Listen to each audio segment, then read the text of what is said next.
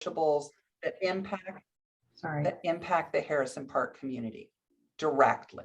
It's two competing things, or maybe competing is not the right phrase, but while both apply, we can't achieve them.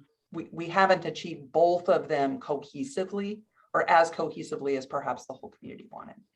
I just wanted to let you know that I hear that and see it as well.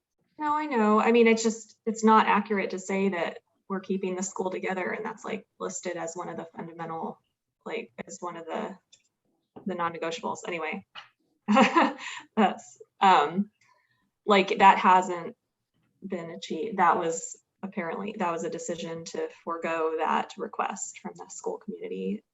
So it would be more accurate to say it keeps the Harrison Park neighborhood program intact, would be more accurate, I think. Would you agree? Yeah, I mean, as opposed to just distributing amongst however many other elementary schools, yeah, yes. that would be worse for sure. And I think thank you for stating that out loud, because I think as somebody who was working with Flo to try and see like where the how far we could go with things, that seemed to be the one that we were trying to avoid. We were trying to avoid distributing all of Harrison Park, which is one of our highest concentrations of BIPOC students, ELL, and low-income students, to 3 other neighborhood schools. And we were able to achieve that only like effectively and not have most kids have to cross 82nd by using the Clark building.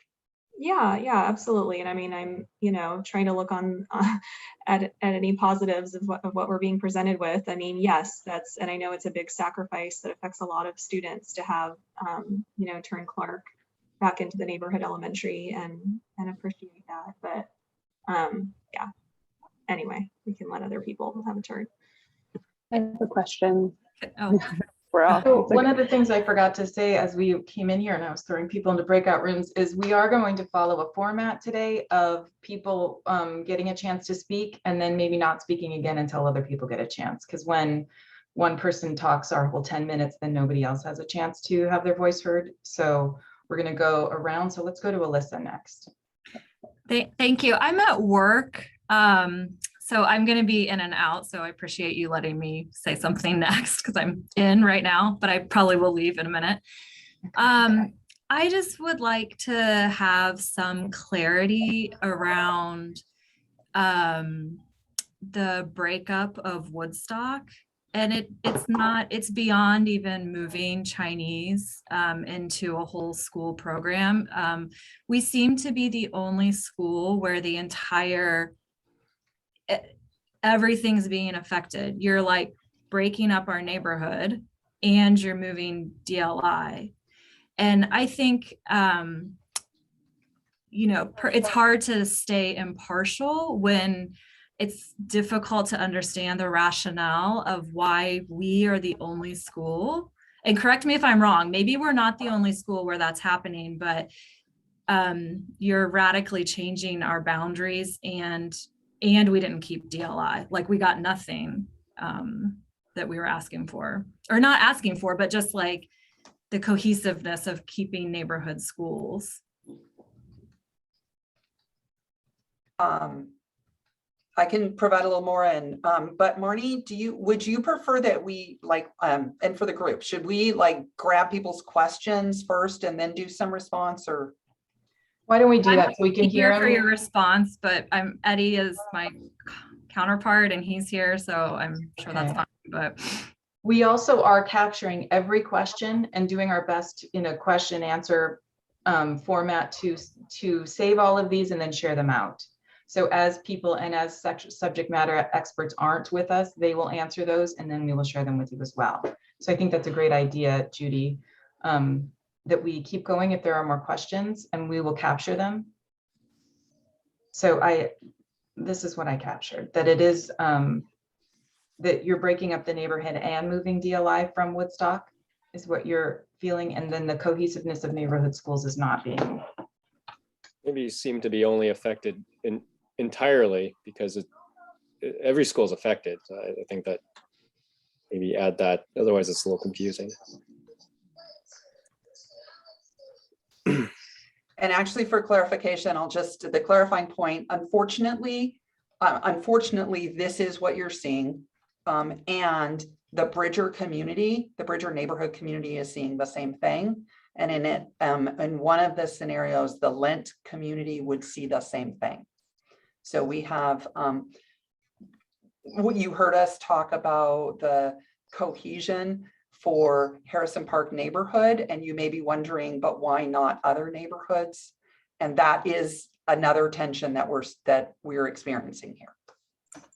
But there are others, at least Bridger, you'll see pretty much a parallel. Well, I thought Bridger, aren't they all moving together though? Or no, that's not happening. Their boundary is going to be.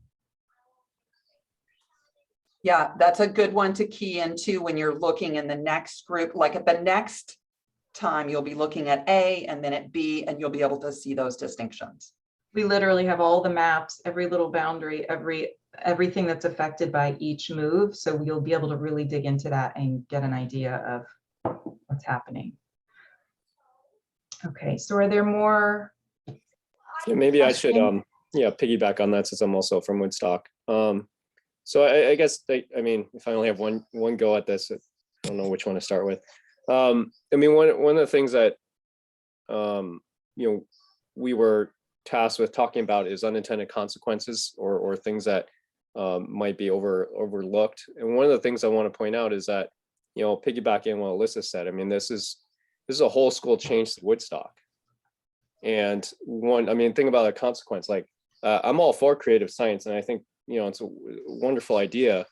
But how would they feel if they were moved to Woodstock and it completely destroyed this really, multi-generational legacy of a co-located school?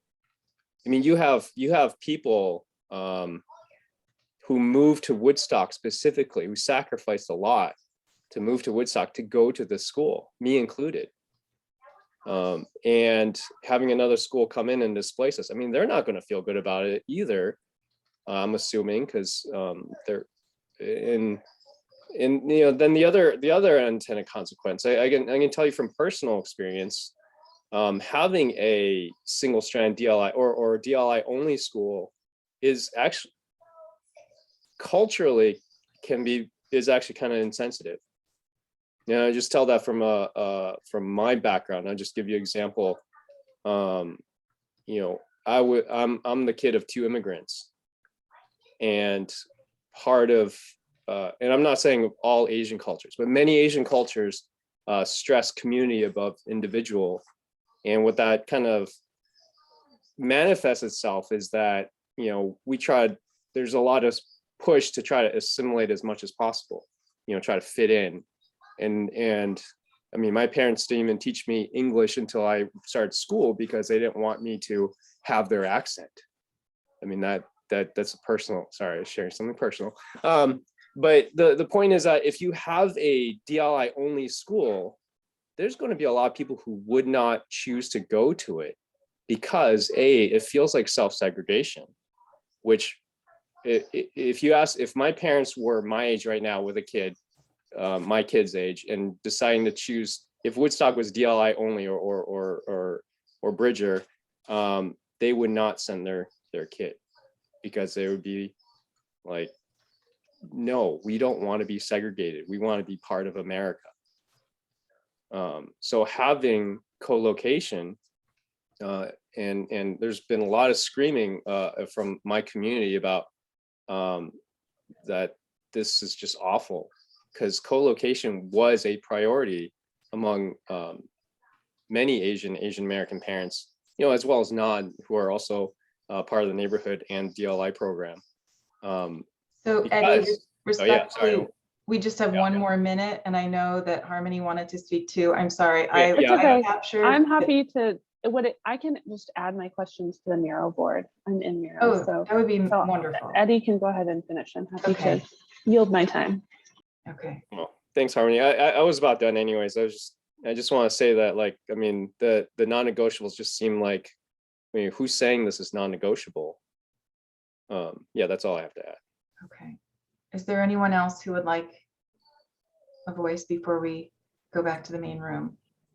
Yeah, can I ask a quick question? I got me 20 seconds. So, I mean, it seems like the guardrails read like the proposals, and I think people are just, you know, it seems like one and the same. And it seems like what you're saying is we're going to draw maps to pick between A and B, and we're sort of glossing over this map making process that I'm still not sure how we're all going to become GIS experts.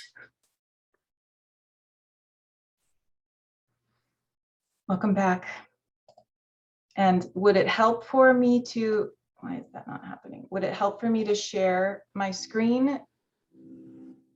Oh, I can't minimize the screen while I'm sharing. Would it help for me to share screen and we can sort of talk through these different issues together? Okay. Know that also you can be in Miro and clicking those arrows and moving yourself around as well. So I will do that. Okay, we are still recording. Okay, so shall we walk through the proposal briefly first, or do we feel comfortable with this proposal as laid out? I think it'd be good, Marnie, just to sort of read the descriptive narrative. I know there's, you know, some people are visual, some people are narrative. There's kind of whatever flavor people like, but I think just looking at the narrative, I think could be helpful just to center people on like what specifically is happening in proposal A. So I'll take that on walking through it. So Harrison Park becomes the regional hub for Spanish and Chinese DLI. We can look at the heat maps, and which I would encourage us to, because proposal A, again, remember, is really centered around placing programs where native speakers are living right now. And so looking at the current student body population and where those students are living and trying to meet them where they're at. So then elementary, Bridger and Lent become regional hubs for Chinese and Spanish DLI, respectively, not both of them. Again, we mentioned Clark becomes the K5 for Harrison Park. That's the same between both proposals. And then we do some boundary adjustments in order to meet those enrollment metrics that we're trying to achieve. And then again, in this one, creative science is moved to Woodstock, enrolled through the neighborhood. But also, as Judy mentioned, it's not 100% enrolled through the neighborhood. So I think, Eddie, to your comment about those CSS students currently just being displaced, I think there is an opportunity still for that opt-in, and please correct me if I'm wrong, Judy, for there being a mixture of neighborhood and non-neighborhood students in the program. So just kind of thinking at a big picture, if you can just zoom in real quick again on that. This is kind of the main changes here are listed out. So Harrison Park becomes a middle school. It gets Spanish and Chinese DLI. Woodstock becomes a K8 creative science. Clark goes to a K5 for those Harrison Park middle schools. And then Woodstock, the enrollment change is it's primarily through the neighborhood, but not exclusively. Alyssa? Yeah, I just have a quick clarifying question, because I thought we just learned on a different slide in the last talk that the current creative sciences families do not have any priority in going to creative sciences once it moves. And that seems like a really big point here. So are you saying that there's a role for those families to be offered spots? I can clarify that. Yeah, that's a Judy question. Okay, and we do have a CSS Q&A that we've posted where we've tried to put these answers briefly out there so that people are hearing the universal response, and we're going to have to go deeper as we go through, I understand. The plan is that all creative science students would move together to the new location and join with the neighborhood students who are at that school. Together, all the students would receive and be a part of the creative science constructivist storyline learning model. It's a K-8 model, but neighborhood students from that host community who prefer not to do it will have an opt-out option. I can't name it right now because I don't know which community it would be, but a nearby school, if they wanted to go to a K-5 that didn't use that constructivist storyline CSS approach, and they certainly would have access to their comprehensive middle school.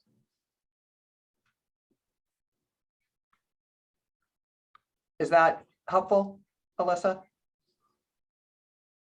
Yeah, thank you. Yeah, it's just confusing how there would be space for that to happen. And then I also wanted to ask Judy if you can clarify like how many strands we're assuming will fit at Bridger, because if there are only 2, then that eliminates one of the existing strands of Mandarin, right? We are assuming that the so this is A. So this is Woodstock and the Harrison Park programs come together at Bridger. 3 strands would use 95% of the permanent building capacity. We know that that's more than our 80% goal. There are 8 modular classrooms on the site that are used now that could continue to be used. We also know that that's not ideal.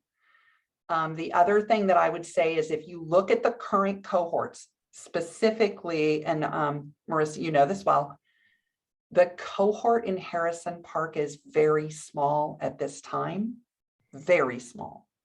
And so the immediate merger might not actually require as many classrooms as we're modeling. Finally, I would say that when it is a whole school model, there are opportunities to sort of create class sizes that might be a better match for your staffing and building use. And let me get to the, cut to the chase. You may have smaller class sizes at lower grades, larger class sizes at upper grades requiring fewer sections, but everyone is still experiencing the program, both the native speakers, the native Chinese speakers, and the speakers of other languages who join the program. So your thought is that there will be the same number of spots in Mandarin DLI in the Southeast that there currently are? Yes. Okay, so how about, do you want to look at how any of these specific changes affect those boundaries? Can we start at the top? Are there any specific ones you would like to look at first? Can I just ask a general question? So when PPS draws boundaries, there doesn't seem to be I think a rhyme or reason that I can figure out in terms of street layout.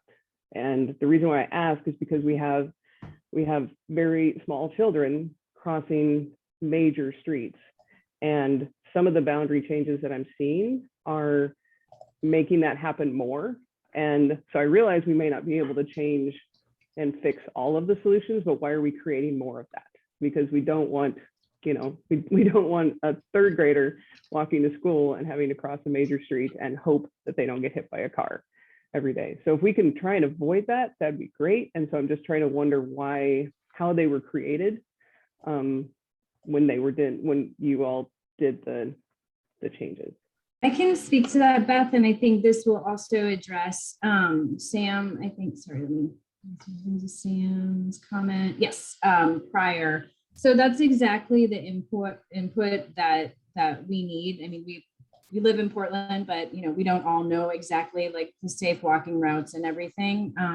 So that's the specific input, like, hey, it would make more sense to put it over here.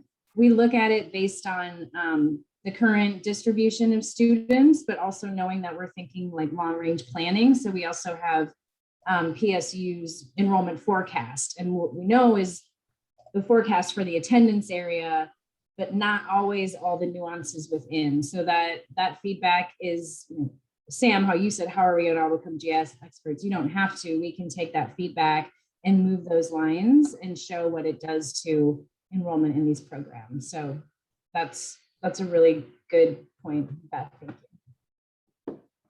May I ask a question? Is there a dashboard that mimics this view? Because excuse me, that's my question. My comment is, this is relatively unusable for me to go through this data. We're looking to contrast between A and B, right? So we're going to want Not to at this point. We're just now we're looking at pros and cons. And just pros and cons. Yeah, pros and cons of this. What do you see? What are the? I don't think pros this and cons? process. I mean, so were we really supposed to go through all of them, like in this breakout? Well, we were supposed to talk about them in this breakout. Yes, we haven't. I think this is not a efficient way to rip through boundary changes when you have to zoom in and out on a landscape and portrait mismatch, and it's hard to look at the key and then remember what you saw and then go to another key and reconfigure yourself after zooming in and out. I'm like, are you in Miro with me? I'm in Miro and I'm zooming in and out. Okay. It's like, okay, Atkinson. Yeah. It's a lot. Alphabetical, then what do I do? Zoom into Creston? Like, That's why, why don't we go one at a time and I'll navigate us? So let me remind you as well. So first of all, I mean, they should be you're in right, be Sam. in landscape or mode, like for starters, I think is what I'm trying to say. Like it's like, Sam, the other reminder is that we didn't expect everybody to become experts in these 10 or 20-minute sessions or even in this morning. The reason we asked you to come to this session is to do a little bit more orientation and get to some of the high-level pieces. Every one of these materials are available to you as PDFs. You also have the scenario dashboard, which is comparing A to B. And so I hear you. And we're not. I don't know how to use it very well, and I don't feel like we've been given the ability to drill down into that relatively complex dashboard. I don't feel comfortable socializing my findings from that quite yet. I hope I get the opportunity to do that. I don't think this is I can't. It's hard for me to learn things from these visuals specifically, and I'm just going to put that out as a public comment. I'm sorry, I don't mean to complain. It's not really my place. But I do have one small complaint, which is this is hard for me to sort of figure out. And I totally understand that, Sam. There's a lot. Last year, the feedback is that there were so many maps in different places, so many tables in different places. So there's a dashboard where you can compare current to A to B. And as we move forward, there are links to all of the map books at the bottom. There's links to all of the student density maps. There's links to 2021 boundaries. And I agree, it's complicated. It's complicated. And there's at least one spot that has it all. And there's also an instruction. If you click up in the right-hand corner of the dashboard, there's instructions that have some of the assumptions written out. And, I'm just gonna say these are not easy things that any of us are tasked with doing. So I hear you and I appreciate your input. But we're gonna have to dig into. That's fine, thank you. If we were in the room, we would have these plastered all over the wall and we'd be walking around pointing. So virtually we're trying to recreate as well. Right, that's a frustrating answer to me because that could have been done better. We've had 2 years of confinement at home. And again, it's like nitpicky, like you can't even zoom in on the map in Miro because you run into a formatting problem. So that's fine. It's fine. Okay, so would someone else like to, do we want to look at any of these specifically? We really only have a few minutes left. Yeah, I was going to add to that boundary crossing thing, like Arleta neighborhood. I know that Foster Road is really busy up until about 72nd. It gets a lot quieter. If I remember correctly. Because you mentioned Division and Clinton being Division being a better boundary.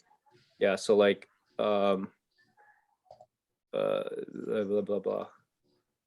Yeah, I'm just saying where Arleta is kind of crossing, that's kind of like a really busy part of Foster Road. Foster here. Yeah, and then right where the Arleta boundary ends on the east side, that's actually right when it gets quieter. Here. Like very crossable. I mean, there's bike routes that go up and down. Other side. East Here. side. Yeah, Yeah. east side, yeah.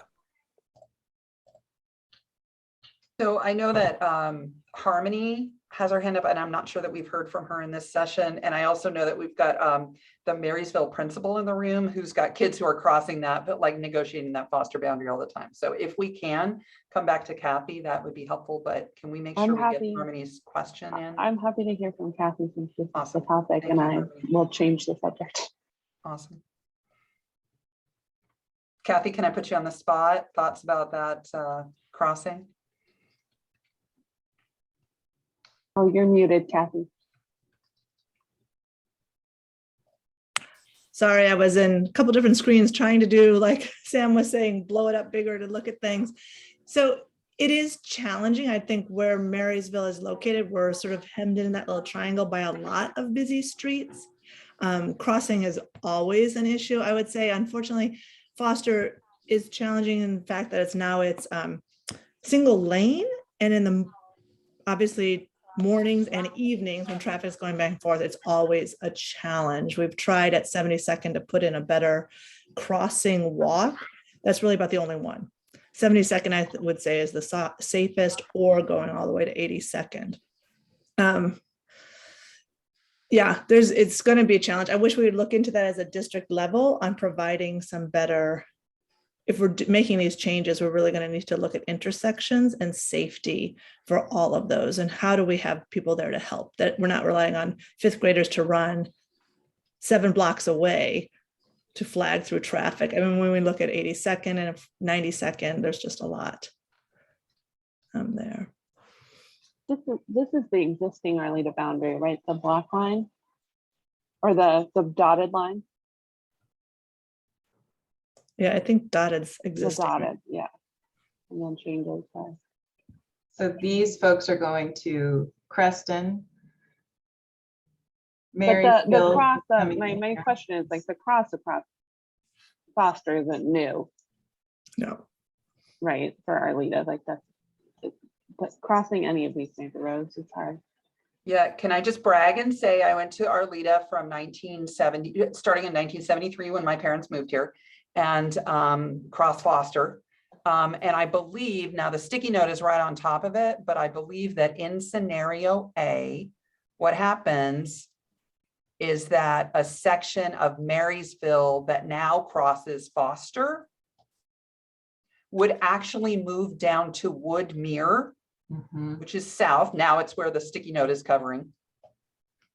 Yeah, okay. So those kids would not cross Foster anymore. The reason for that is in this option, Marysville gains almost all of the Lent neighborhood, maybe all of the Lent neighborhood, in order for Lent to become the whole DLI school for 3 other sections of DLI programs. So there's a lot of student movement at the neighborhood level in this particular zone in order to achieve those. And here we go again. These are too short. These are too short. I know. I had a quick. Back. There's kids. Takes me a Happy- minute, but I have to Start send everybody capturing in some notes or and then share join. I'll share my screen again. And maybe it's a little easier to orient yourself because it is the same orientation, different proposal. So you want to go ahead, Jenny?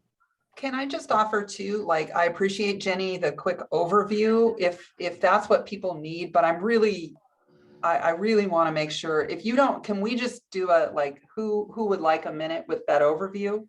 Maybe thumbs up, yes, thumbs down, we're okay to go. Okay, if you can live with it, folks, we would love to hear where you are, and then we'll go to that part of the map or try and be responsive. I have a quick question. And Judy, you may have said this in the last big group. I apologize. I was writing some notes down. If there is a shift for elementary school students to go to a different middle school. The students that are currently in that middle school are going to stay and graduate out, right? But so they will not shift.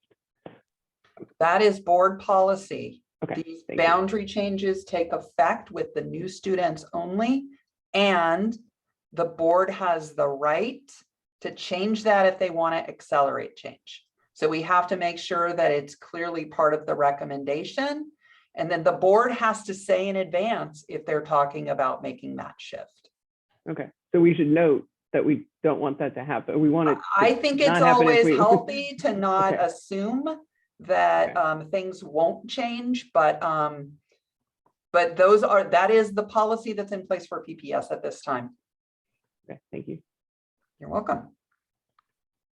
Alyssa? Oh yeah, go ahead. I would like to hear just, I agree that this is all a little bit confusing with all these different maps and not totally understanding that level. But I guess when I just look at the quick, like the quick synopsis of the racial equity impact, which has seemed like the North Star of our mission, this draft doesn't appear to be, it has lower percentages for people that are enrolled, the Black and Native students, the ELL students. So I guess I'm wondering if you could maybe speak to what is the benefit of Proposal B? Like, what are the good things about the racial equity impact in this proposal? Because I'm having a hard time understanding just at a glance. Thank you. Jenny, you want me to go there? Does anything come to mind, or should I get it started? Yeah, I think the one thing that I would say is that it does, one, it just provides alternatives, and knowing that there's a give and take for every sort of aspect, but it also does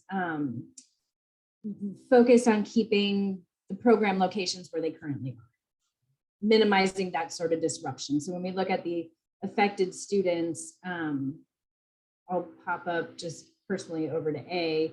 I think it has less impacted students overall because we're maintaining specific program locations near where they're already existing.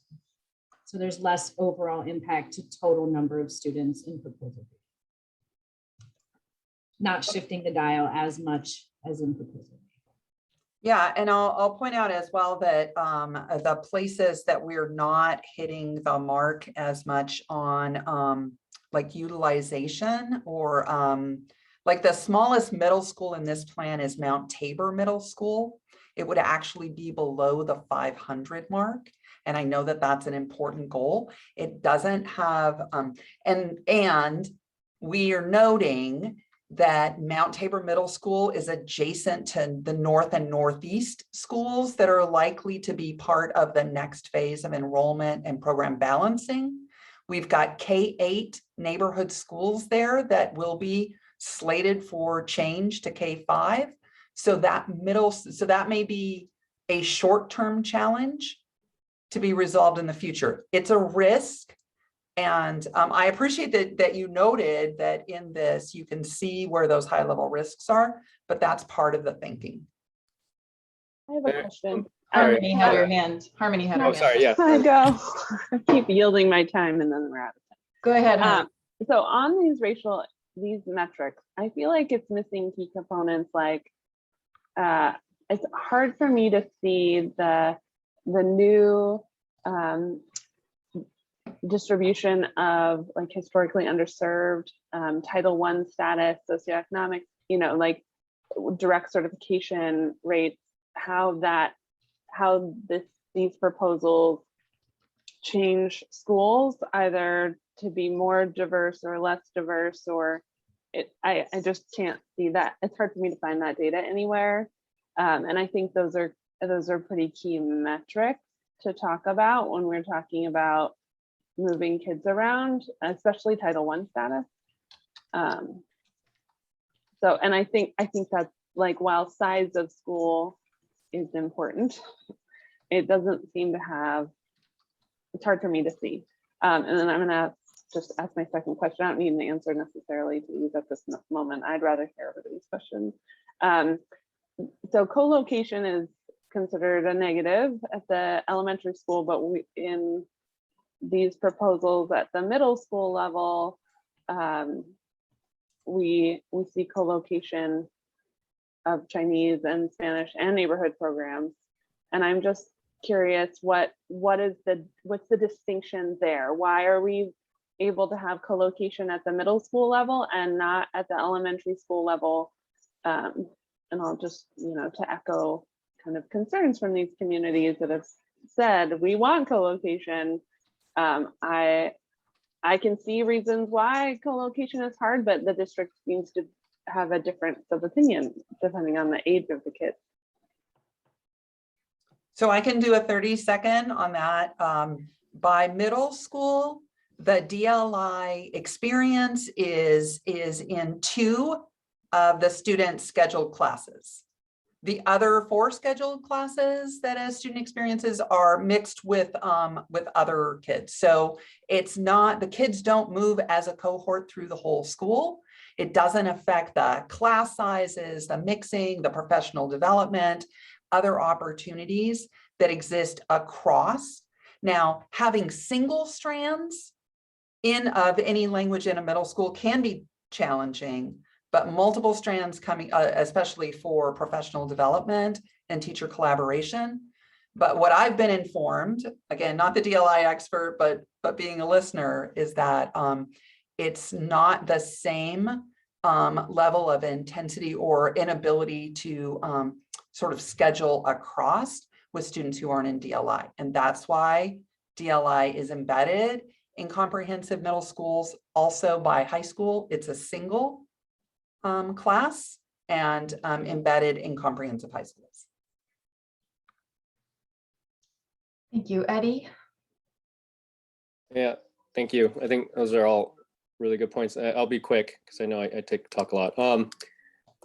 I just would like, maybe this is for Jenny as well, to add, one of the comments I had was on the data that, with the configurable data that you have with Flow, to add raw numbers as well, because I'll give you an example. I think, I don't know if I'm saying it right, but extension neglect is a possibility where, if you're just looking at percentages, right, it may not be reflecting true, reality. Like, for example, in my neighborhood, unfortunately, there is not a big Black and Native student population. And so it could be one student that is affected, and maybe that, difference between 100% and 90% could be one student. We don't know that because all we have is percentages. And so I would just like to request that maybe the raw numbers be added as well. I'll offer I know that there's one- like student affected, there's raw numbers there, but not for the other parts. I will offer that as part of the FERPA, Federal Regulatory Privacy issues with our agreement federally with handling student information. Once we get to a certain threshold of putting a number up, we are not able to do that for certain low numbers because it leans into the personally identifiable information, even though it's, so I just want to put that out there that in certain cases, we actually can't list a certain number of students under federal regulations for dealing with student data.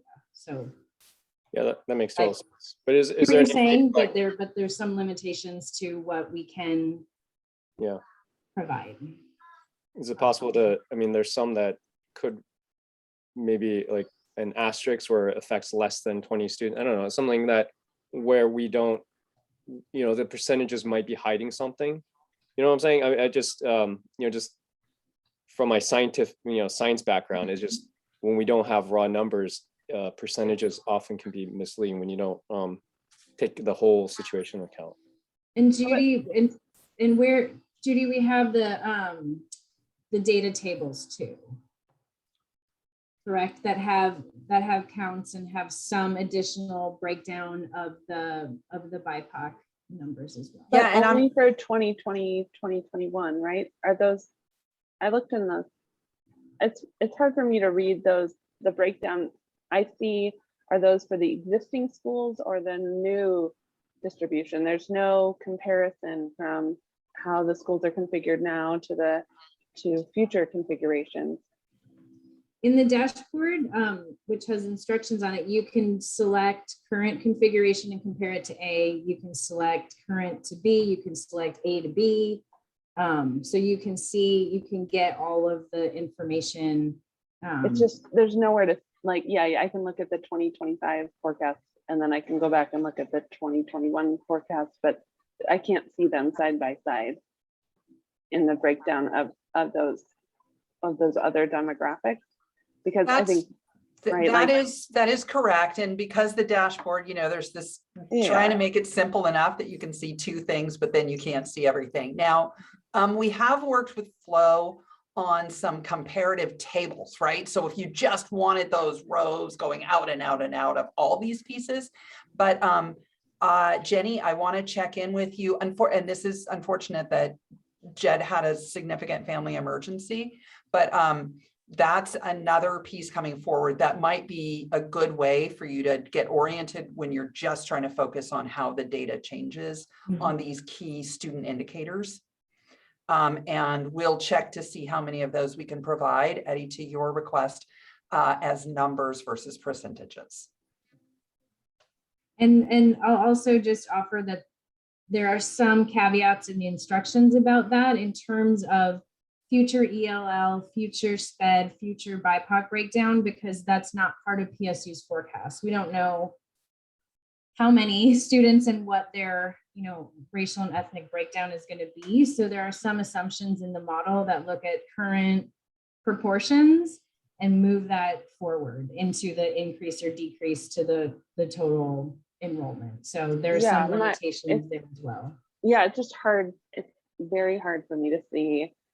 Like, I can see it by scenario, like what the demographics of the schools are by scenario, but it's hard to see like pre-scenario what the demographics of the school were and post scenario implementation. So that I feel like these racial equity metrics are only part of the picture, and I would like to see more, I guess is my point. And Beth has her hand up, so.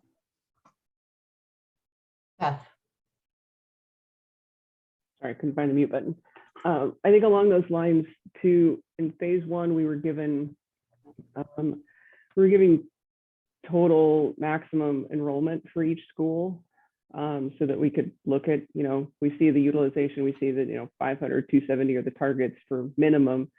But, you know, we know Kellogg has a lot of students, Hosford has a lot of students, Lane has very few, and we're shifting a lot of people around. It'd be nice to know, I think, overall utilization, and maybe it's in the dashboard and I just don't know how to get to it.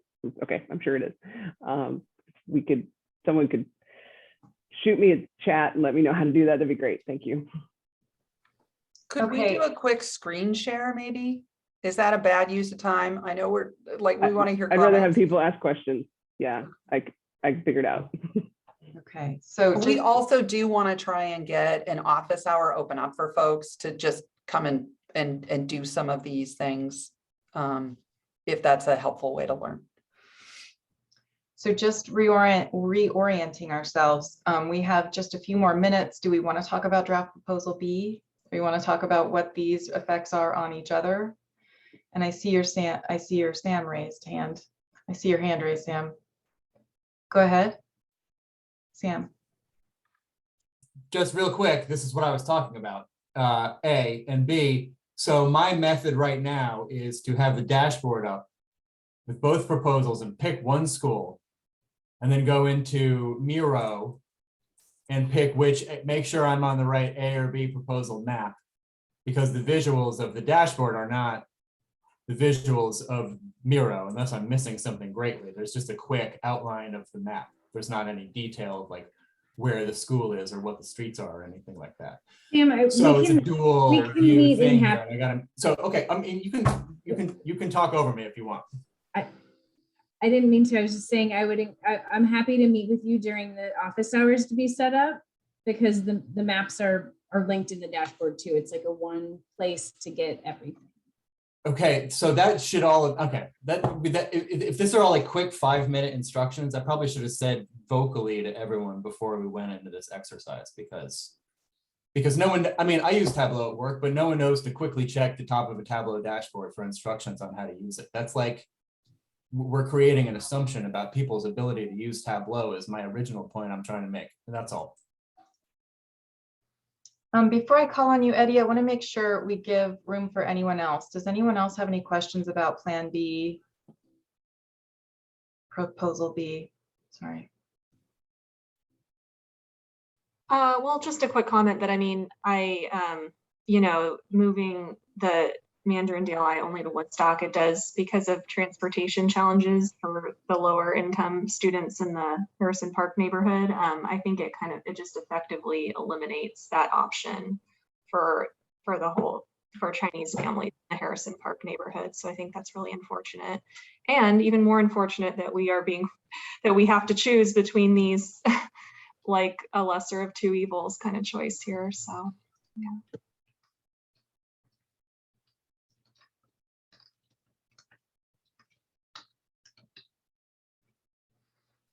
Is it my turn? Yeah, sorry. I think Marissa said exactly what I was going to say. I also want to, you know, if we're comparing draft A and B, you know, it goes the other way too. If we move the DLI out to Bridger, I mean that's a transportation challenge for everyone around here. And I know a lot of people in the DLI program that live here will not go to Bridger personally. You know, not just Chinese speaking students, but also the other people who also applied in. The other thing is also just looking at numbers of impact. I know that one of the things that concern was with A was that there was like, you got the 100%, you know, rates, you know, the yellow bar, yeah, where you're pointing at right now. But at the same time, if you look at number of students affected, you know, we have 365 students. I'm just speaking from Woodstock because I was looking at that just recently. 365 students from Woodstock. So I mean, it's a bigger impact for moving that percentage a little bit more. Mm-hmm. So I just want to make sure that that is iterated. So we just have 1 more minute. Is there someone else who would like to say anything? Maybe someone we haven't heard from.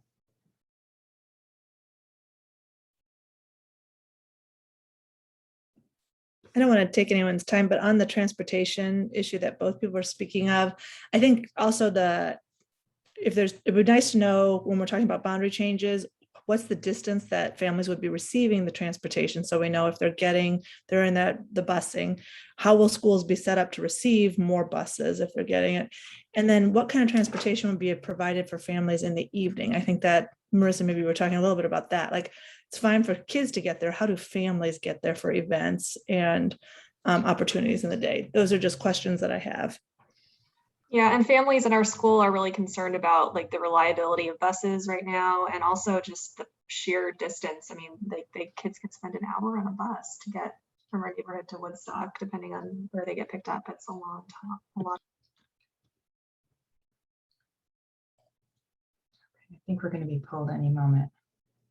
Yeah, with that 10 seconds. Yeah, I just am wondering if there will be any, like, what resources are going to be available for families through the transition, and what kind of work is PPS going to do in the meantime to help build that buy-in around these, especially the program changes, like this whole school. Like, I just feel like our school needs someone from the district to come explain it and why it's better and what the struggles are. Like, we need support because I can't do it efficiently.